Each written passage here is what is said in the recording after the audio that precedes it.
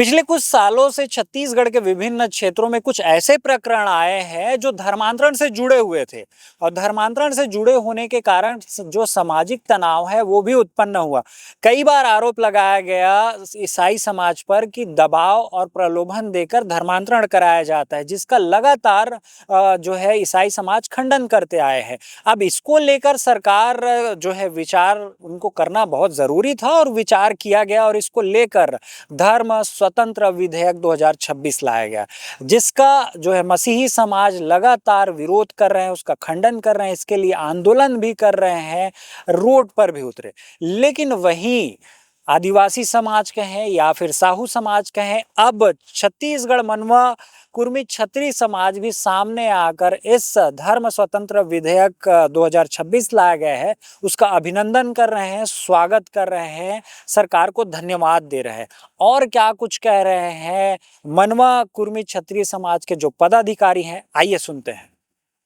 मैं खोड़ासराम कश्यप छत्तीसगढ़ मनवा कुर्मी समाज का केंद्रीय अध्यक्ष हूं और प्रदेश कुर्मी समाज का कार्यकारिणी अध्यक्ष। ये जो आज कॉन्फ्रेंस में उसका उद्देश्य क्या है, किस वजह से आपने कॉन्फ्रेंस किया? आज का जो प्रेस क्लब का हमारा उद्देश्य है, प्रेस क्लब में जो प्रेस वार्ता का, कि छत्तीसगढ़ सरकार ने अभी धर्म स्वातंत्र्य 2026 विधेयक जो लाए हैं उनके समर्थन में अपनी बात रखनी थी कि कुछ विधर्मी लोग या कुछ लोग जो हमारे दूरस्थ अंचल के, ग्रामीण अंचल के गांवों में जो कमजोर वर्ग है, अशिक्षित वर्ग है, आदिवासी वर्ग है, अनुसूचित जाति वर्ग है या गरीब परिवार है, पिछड़ा वर्ग के, उन लोगों को प्रलोभन देके, कुछ दबाव डाल के धर्मांतरण कर रहे हैं। उनके विरोध हम लोग हमेशा से करते आ रहे हैं, करते रहे हैं।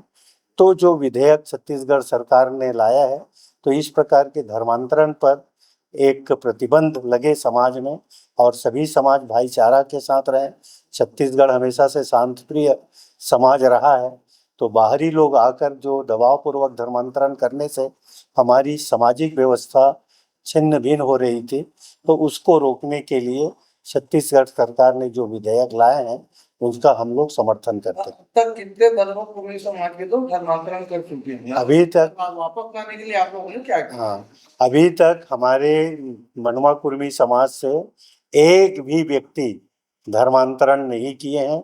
कुछ जगहों में, कुछ प्रभाव में आ रहे हैं, ऐसा शिकायत मिलने पर हमारे समाज के प्रमुख लोग, गांव के प्रमुख लोग उनसे संपर्क किए और मिले, तो उनको उस रास्ते से हटा के मूल रास्ता में ले आए। अपनी सनातन संस्कृति के साथ वो जीवन यापन कर रहे हैं। आगे ना जाए उसके लिए क्या कुछ हमारे समाज के हर विकास खंड में, जिला में, केंद्र स्तर पर हमारी बैठकें होती है, हर साल सम्मेलन होता है और इस बात पर हम लोगों से आग्रह करते हैं, अपील करते हैं कि हमको अपने मूल जो सनातन धर्म है उनको छोड़कर धर्मांतरित नहीं होना है।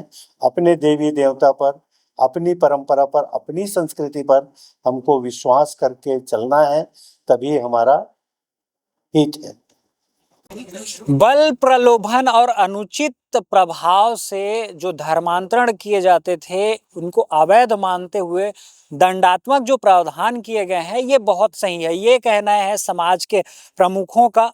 और इसके अलावा जो समाज के कमजोर लोग हैं उनकी जो है सांस्कृतिक और धार्मिक सुरक्षा की दृष्टिकोण से भी ये बहुत सही है। ये अलग अलग समाज के जो पदाधिकारी हैं, जो मुखिया हैं, वो आकर कह रहे हैं, सरकार को धन्यवाद दे रहे हैं और ये जो धर्म स्वतंत्र विधेयक जो आया है इनका स्वागत कर रहे हैं। इस बारे में आपका क्या कुछ विचार है, क्या सोचते हैं? अपनी प्रतिक्रिया हम तक जरूर पहुंचाएं और जो वीडियो में QR कोड दिख रहा है आपको, स्कैन करेंगे तो ऐसे ही और खबरें आप देख सकते हैं और पढ़ सकते हैं। अभी के लिए फिलहाल इतना ही।